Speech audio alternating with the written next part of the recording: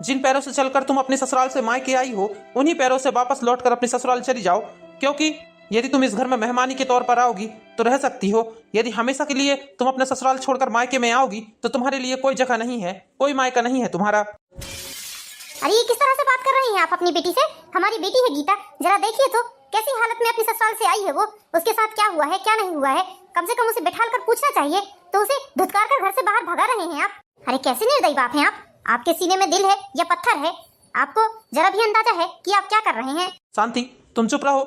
मुझे अच्छे से पता है कि मैं क्या कर रहा हूँ। तुम जैसी माओ के कारण ही लड़कियों के घर बर्बाद होते हैं। अरे पहले बेटी को घर के अंदर तो आने दो, उससे शांति से पूछने तो दो, क्या बात हुई है, क्या हुआ है आखिर उसके साथ जो उसकी ऐसी हालत हो गई है। गीता बेटा चल, तू अंदर चल, हम अंदर बैठकर बात करते हैं। पानी पी ले पहले, उसके बाद बात करते हैं हम। ये है रमेश जी, ये है गीता के पापा और शांति देवी जो गीता की माँ है। रमेश जी और शांति देवी की इकलौती बेटी है गीता, और एक बेटा है जिसकी शादी को अभी 6 महीने ही हुए हैं। गीता की शादी को 2 साल हो गए हैं। गीता की शादी इसी शहर में हुई थी। गीता बेटा ये तेरे साथ क्या हुआ है? आखिर किसने तेरा ये हाल किया है? बता बेटा मुझे, कौन है वो निर्दयी इंसान जिसने तुझे इतनी बुरी तरह पीटा है? मेरी फूल सी बच्ची का क्या हाल कर दिया है? मम्मी आपका दमन राक्षस है, राक्षस। उसने मुझे इतनी बुरी तरह पीटा है मम्मी, इतनी बुरी तरह पीटा है कि मैं आपको क्या बताऊं। मेरे अंदरूनी शरीर में भी बहुत ज्यादा चोटें आई हैं। क्या जवाई बाबू ने तुझे पीटा है? लेकिन क्यों बेटा? आज तक तो कभी उसने तेरे ऊपर हाथ नहीं उठाया था, लेकिन आज इस तरह पीटा है, क्या कारण है बेटा? अरे चुप रहो शांति तुम। किस पति पत्नी के बीच में झगड़ा नहीं होता है? हर पति पत्नी के बीच में लड़ाई झगड़े होते रहते हैं। इसका मतलब ये नहीं है कि अपना ससुराल छोड़कर लड़की अपने घर वापस चली जाए। अरे हमने इसकी शादी करते तक इसका जिम्मा उठाया था, अब इसकी शादी हो गई है, इसका बरब्याह कर दिया है हमने, अभी अपने ससुराल जा सकती है। जिंदगी भर ठेका थोड़ी ना लेकर रखा है हमने इसका। बोल दो इसे कि अभी के अभी अपना डेरा उठाकर चली जाए इस घर से वापस। अरे कितने निर्दयी बाप हैं आप! आपको जरा भी तरस नहीं आ रहा है हमारी बच्ची के ऊपर? कितनी बुरी तरह हमारी बेटी को मारा पीटा है इसने।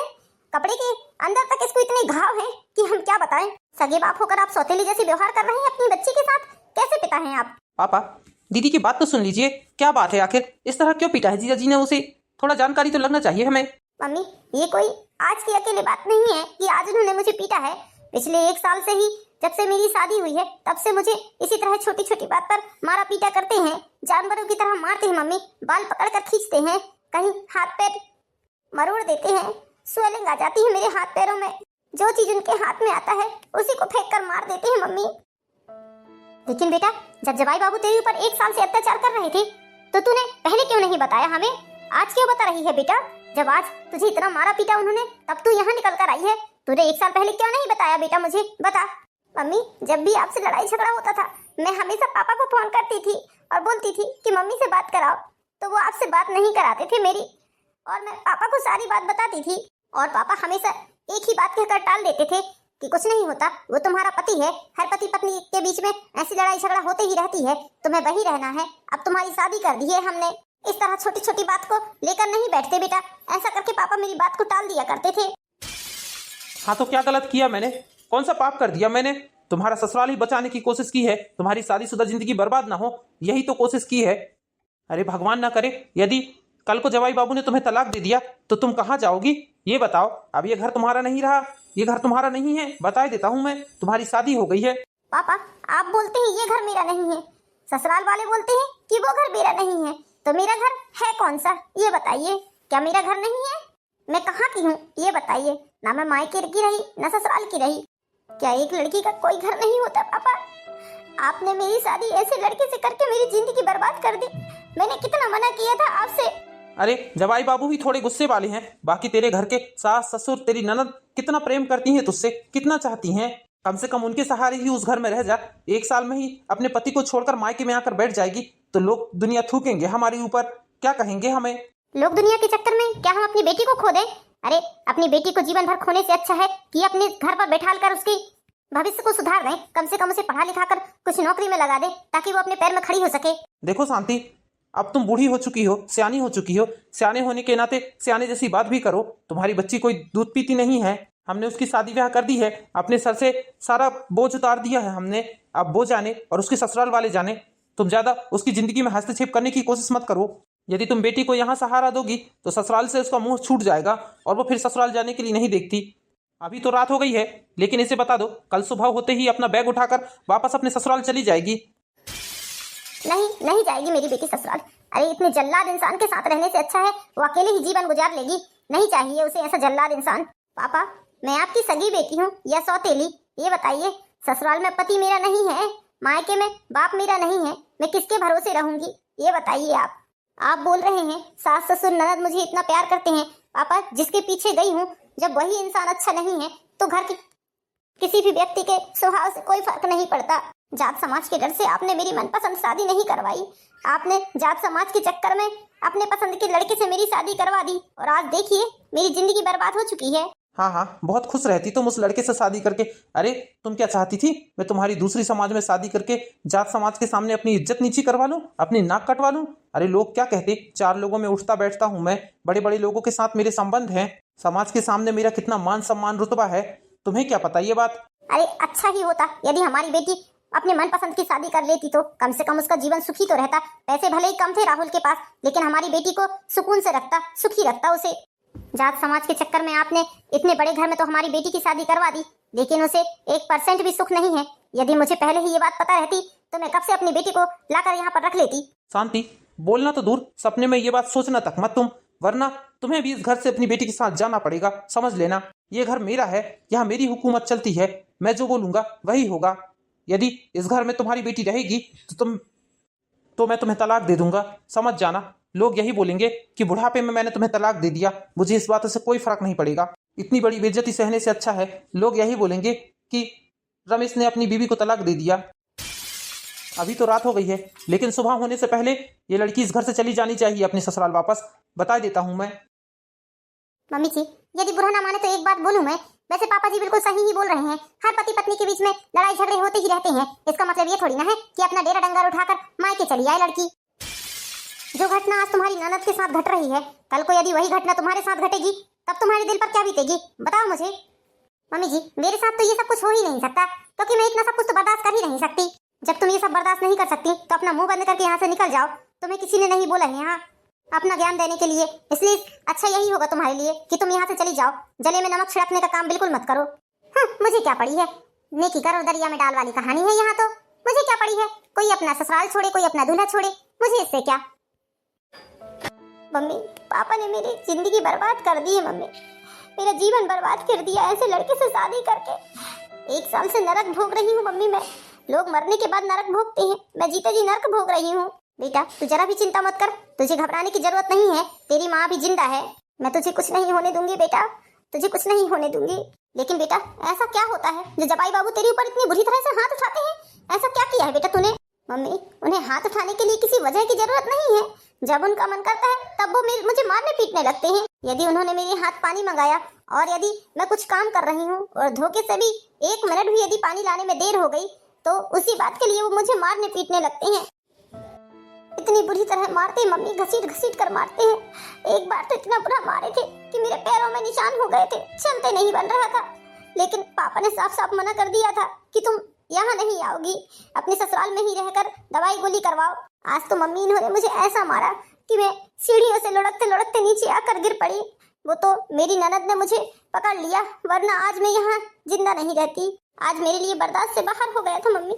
यदि आज मैं उस घर से नहीं निकलती तो शायद आपको कल मेरे मरने की खबर मिलती। कैसा जीवन है मम्मी, कैसी किस्मत लिखवा कर आई हूँ मैं। ना ही पापा का प्यार मुझे मिला, ना ही पति का प्यार मुझे मिला। कौन सा पाप किया है मैंने शादी के पहले पापा को कितना मनाया कि राहुल से मेरी शादी कर दीजिए। राहुल मुझे कितना प्यार करता था, मैं भी राहुल को कितना प्यार करती थी। आज हम दोनों की शादी हो जाती तो मैं सुकून से जीवन जीती अपना। भले ही पैसे कौड़ी कम रहते लेकिन शांति रहती मेरे जीवन में।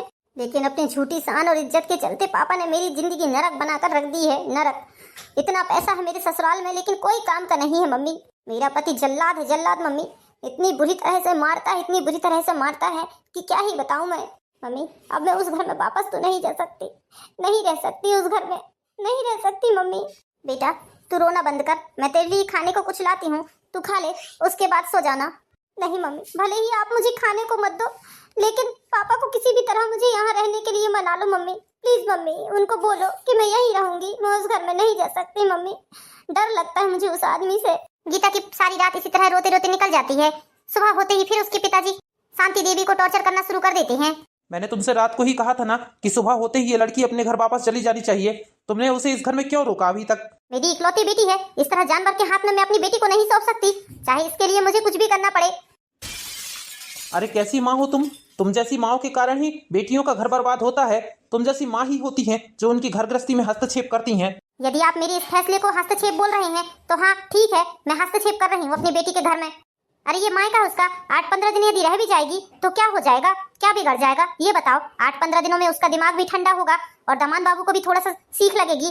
कम से कम 15 दिन महीना भर मैं अपनी बेटी को इसी घर में रखूंगी, बता देती हूँ, मैं नहीं पहुंचाने वाली हूँ। और जब तक दामाद बाबू को अपनी गलती का एहसास नहीं हो जाता तब तक तो बिल्कुल भी मेरी बेटी उस घर में नहीं जाएगी वापस। अरे दामाद बाबू को सीख लगेगी कि नहीं, तुम्हें तुम्हारी अकल जरूर ठिकाने आ जाएगी, देख लेना। अपनी बेटी की बसी बसाई गृहस्थी बर्बाद कर रही हो तुम, बसी बसाई गृहस्थी खराब कर रही हो तुम। कैसी माँ हो तुम? हाँ, यदि आप मुझे बुरी माँ समझ रहे हैं तो मैं बहुत बुरी माँ हूँ, ये समझ लीजिए। बात यहाँ मेरी बेटी के जीवन की है। मैं अपनी शादीशुदा बेटी को अपने घर में रखने के लिए तैयार हूँ, लेकिन मौत के हाथों में नहीं सौंप सकती उसे। अच्छा, तो तुम्हारे कहने का मतलब क्या है? इतना भी जालिम इंसान नहीं है हमारा जवाई कि हमारी बेटी को मिट्टी तेल डालकर अंगार लगा देगा, क्या उसे फांसी लगा देगा? इतना भी जालिम नहीं है वो। और क्या बाकी रह गया है? सीढ़ियों से धक्का दे दिया था उसने हमारी बेटी को, सर फूटते फूटते बचा है। कितने निशान आए हैं उसके शरीर में, ये आपको क्या पता? शरीर के अंदर की चोट नहीं दिख रही है आपको, कम से कम ऊपरी चोट तो दिख रही है। उसके चेहरे में कितने निशान आए हैं ये तो दिख रहा है आपको मारपीट का। ये आखिरी मौका है उसके लिए। यदि आज वो इस घर से नहीं गई तो कल मैं जाकर कोर्ट में तुम्हारी और मेरे तलाक के लिए अपील कर दूंगा। बता देता हूँ, मैं तुम्हें तलाक दे दूंगा। ठीक है, यदि आपको मुझे तलाक देना है ना तो बेशक दे सकते हैं, मुझे कोई दिक्कत नहीं है। मम्मी पापा से कहिए कि वो आपको तलाक ना दे। मैं जा रही हूँ, मैं चली जा रही हूँ इस घर से। आप लोग मेरे कारण अपना जीवन खराब मत करिए। मम्मी मैं नहीं चाहती कि लोग मुझे ये बोले कि मेरे कारण बुढ़ापे में मेरे माता पिता ने तलाक ले लिया। मैं अपने आप को इस बात के लिए कभी माफ नहीं कर पाऊंगी। मम्मी मैं जा रही हूँ। नहीं बेटा, मैं तुझे नहीं जाने दे सकती। तेरे पापा आदि जिद में अड़े हैं तो मेरी भी ये जिद है कि मैं तुझे नहीं जाने दूंगी। मम्मी जिद के चक्कर में आप अपनी जिंदगी बर्बाद मत करिए। मेरी तो जिंदगी बर्बाद हो ही गई है। मैं नहीं चाहती कि मेरे वजह से मेरे माता पिता की जिंदगी भी बर्बाद हो। मैं जा रही हूँ मम्मी।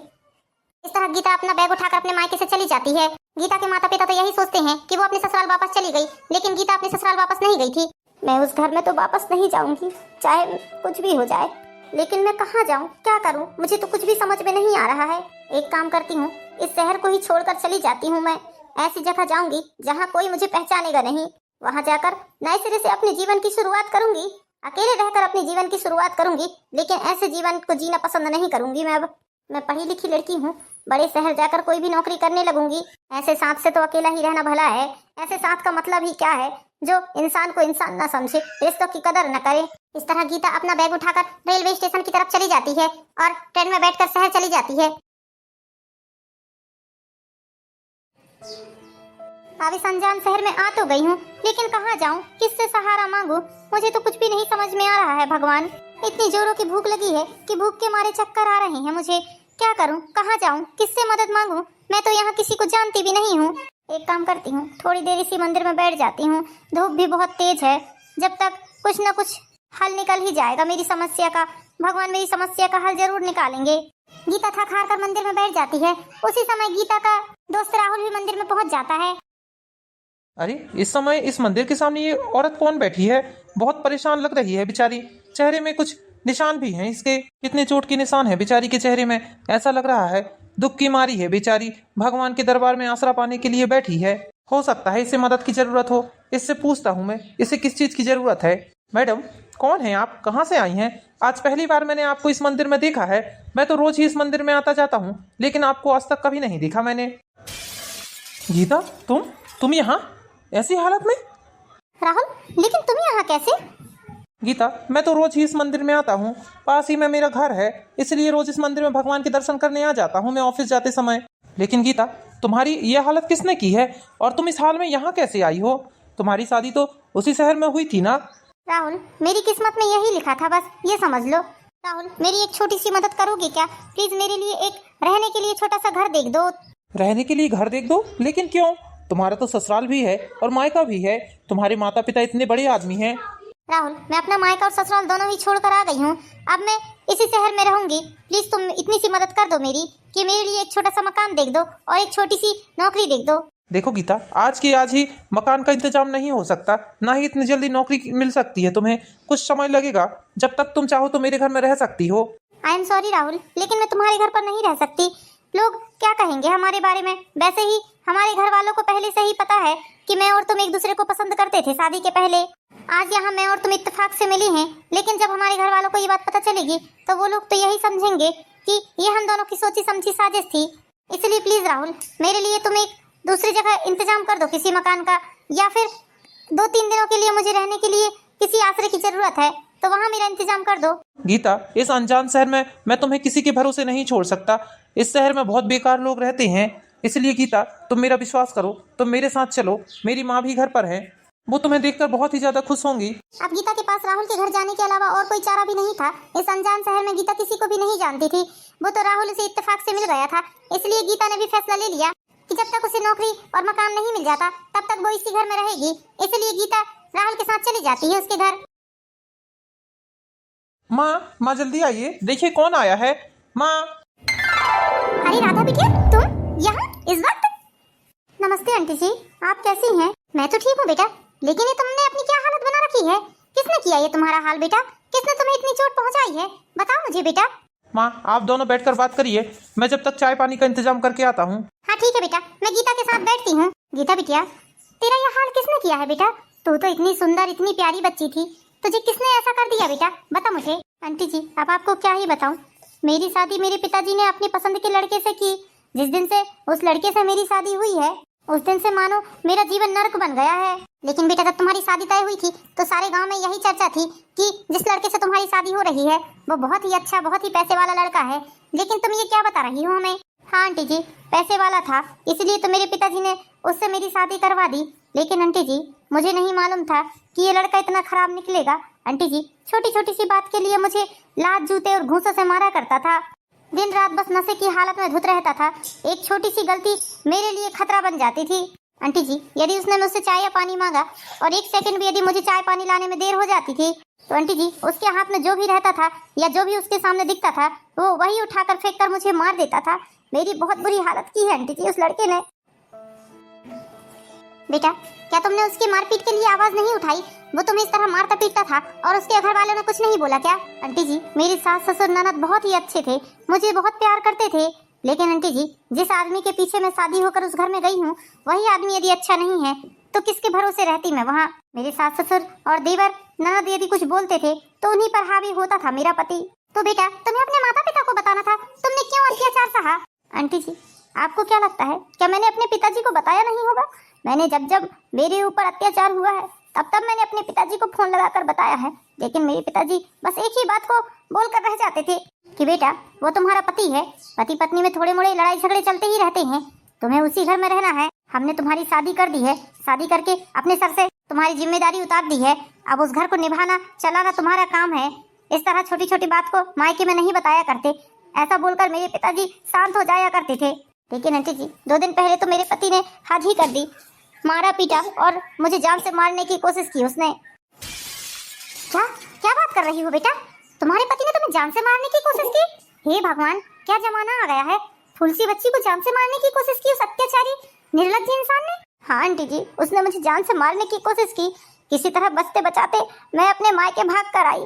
जैसे ही अपने दरवाजे पर आकर खड़ी हुई, मेरे पापा ने मुझे साफ साफ बोल दिया कि जिस पैर से आई हो उन्हीं पैरों से वापस अपने ससुराल लौट जाओ, क्योंकि डोली मायके से उठती है लड़की की और अर्थी ससुराल से उठती है।